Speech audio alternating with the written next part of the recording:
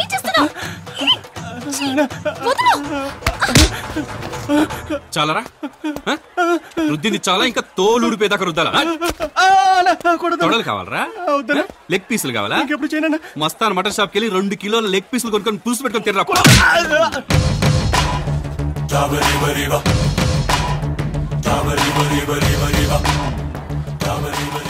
చీర లేదు, లంగా లేదు, పొట్టి చెడ్డితో నిల్చున్నావు.